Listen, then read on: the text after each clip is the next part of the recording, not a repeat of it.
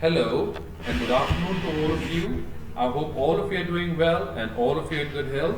In today's class, we will discuss shortest job first scheduling algorithm. So, in case of shortest job first scheduling algorithm, as the name says, here CPU is allotted to the process that has the shortest next CPU burst. Again, I'll repeat it. Here, CPU is allotted to the process that has the shortest next CPU burst. So this can be done by examining the process list and the associated CPU time. So in case of shortest job first algorithm, the process that has the shortest CPU burst will be allocated the process first. Now it is a greedy algorithm. It is a greedy algorithm because it is biased towards processes that have shorter burst time. And in certain situations, it may create starvation as well, wherein processes with longer burst time waits in the ready queue for prolonged period of time, and the processes with shorter burst time are continuously or quickly allocated the CPU time. So this creates a situation of starvation. So it's a greedy algorithm that may create a situation of starvation, and it's also known as shortest next CPU burst. So it's a greedy algorithm, and the scheduling algorithm is also known as shortest next CPU burst, and it causes situation of starvation wherein shorter processes where shorter processes keep on coming onto the ready queue, and it is continuously allotted the CPU time. Now, shortest job first can either be preemptive or it can be either non-preemptive.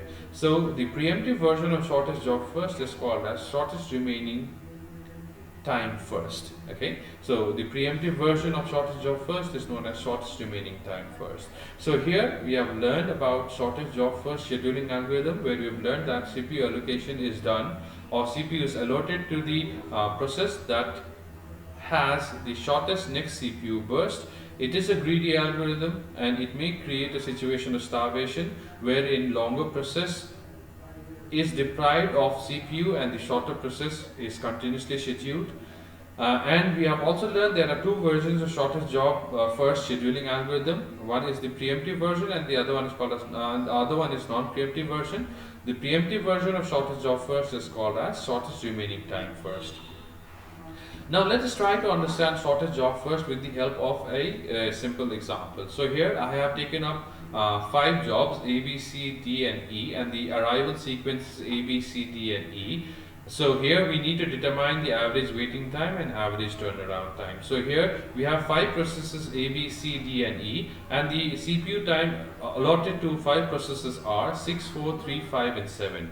Now, as per the description of the algorithm, the shortest job is to be identified from the job list, and then it has to be allotted to the CPU. So here what we can do is we can create an alternative representation of the job list where the jobs are sorted. So here the jobs A, B, C, D and E are sorted in order of their CPU time requirements. So C requires 3, B requires 4, D requires 5, A requires 6 and E requires 7. So here what I've done is I've done a very simple sorting of the jobs based on the CPU time requirement in ascending order of the CPU time. So now here to see the calculations are done. So the job C will be the first job that will be scheduled. So the CPU time required is 3, so arrival time is 0. So it will start at 0 and it will go till 3. So exit time is 3, so 3 minus 0 is the turnaround time, so 3 minus 0 is 3.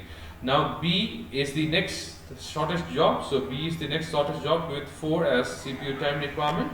So it will start its execution at 3 and it will go till 7. So B will exit the system at 7, so 7 minus 0 is 7. Now D is the next shortest job, so D is sequenced after B.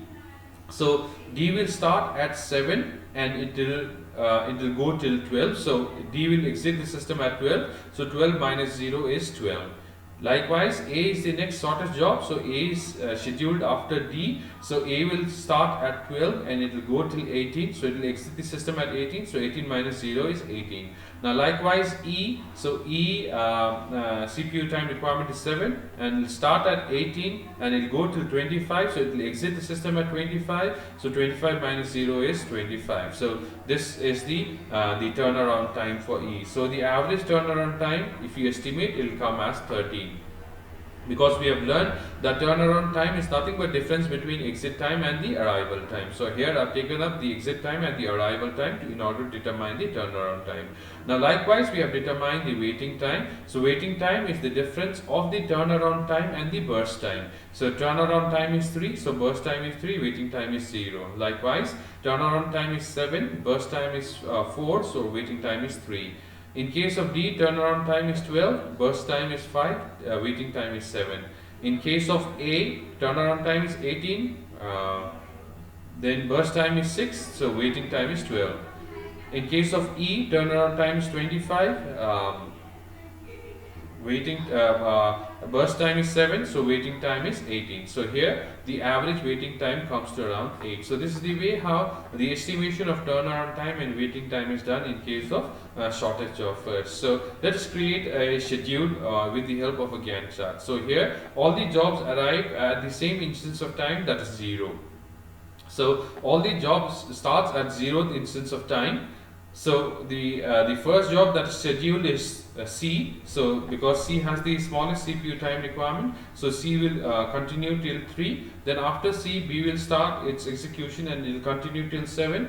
After B, D will start its execution and continue to 12. Likewise, A will start its execution at 12 and continue till 18. And likewise, E will start at 18 and continue its execution till 25. So this is a Gantt representation of the 5 processes that we have highlighted using shortest job first. So this is the way how scheduling is done using shortest job first scheduling algorithm. So now let us go through some of the advantages and disadvantages of scheduling shortest job first scheduling algorithm. So advantage, the first advantage is that it has minimum average waiting time among all the scheduling algorithms. So this is one of the major advantage of shortest job first scheduling algorithm. So it has average minimum average waiting time. Second one is it creates an accurate estimate of running time for the various processes. So it's suitable for jobs are running in batches. So it creates an accurate estimate of running time for the various processes. So it's well suited for batch processing system, and it's useful for long-term scheduling as well. Now disadvantages. So some of the notable disadvantages are it is a greedy algorithm, definitely, because it's more biased towards job with shorter burst time requirement, and it may cause starvation in situation if there are more number of shorter jobs coming in the ready queue, wherein the longer jobs will be scheduled very late or may be starved of the CPU time. So it may cause starvation in situation wherein there are varied types of jobs in the or processes in the ready queue. Now let us learn about the preemptive version of shortest job first, that is called as shortest remaining time first scheduling algorithm. So here we have taken 5 processes A, B, C, D and E, and we have associated burst time. So with A we have 6, B we have 4, C we have 3, D we have 5 and E we have 7. But here, to create a little bit of difference, we have certain different arrival times. So arrival time for A is 0, B is 3, C is 7, D is 8 and E is 12. So here, since the processes have different arrival times, so we'll start with the estimations. So here what we'll do is we'll try to understand it with the help of a Gantt representation, right? Okay. So here just see at time instance 0, at time instance 0 I have only one process in the ready queue, that is A. So A is scheduled and A will execute till 3. Right, so A will execute till 3. At point 3, there are 2 jobs in the jobs that are contending for allotment of CPU, that is A and B. So A requires 3 units of CPU time, whereas B requires 4 units of CPU time. So definitely requirement of A is less than requirement of B. So A will continue its execution and will conclude at 6th instance of time. So at 6th instance of time, A will complete its execution, and what we have is we have another ready process, that is B, that requires 4 units of CPU time.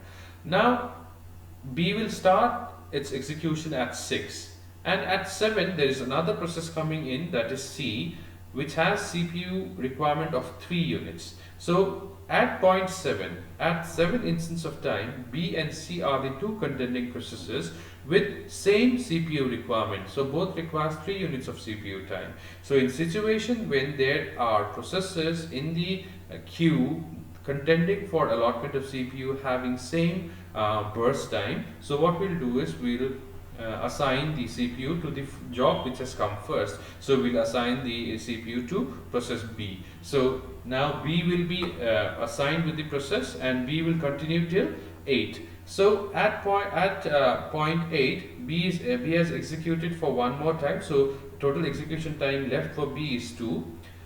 C is 3, and there is a new process coming in D which requires 5 units of time.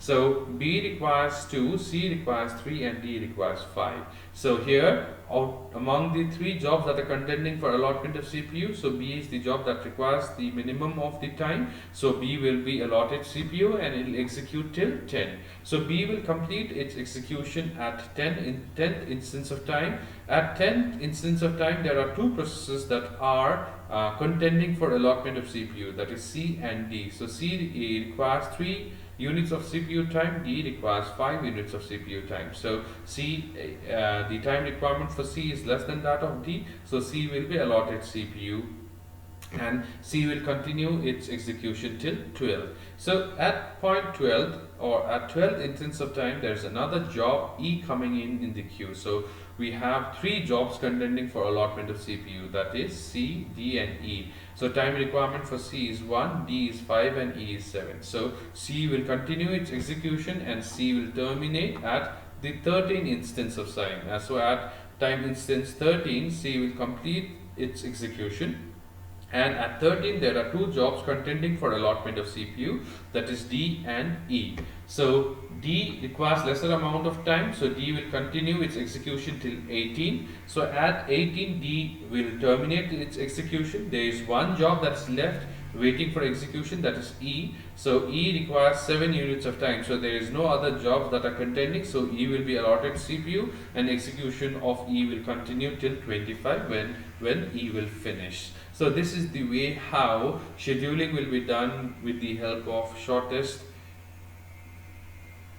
remaining time, shortest remaining time first. So this is the way how the execution is done. So here we have a very simple representation of the way how execution is carried out, that is represented with the help of a Gantt chart. Now just see here we have a simple derivations or simple calculation that is done. So turnaround time for A.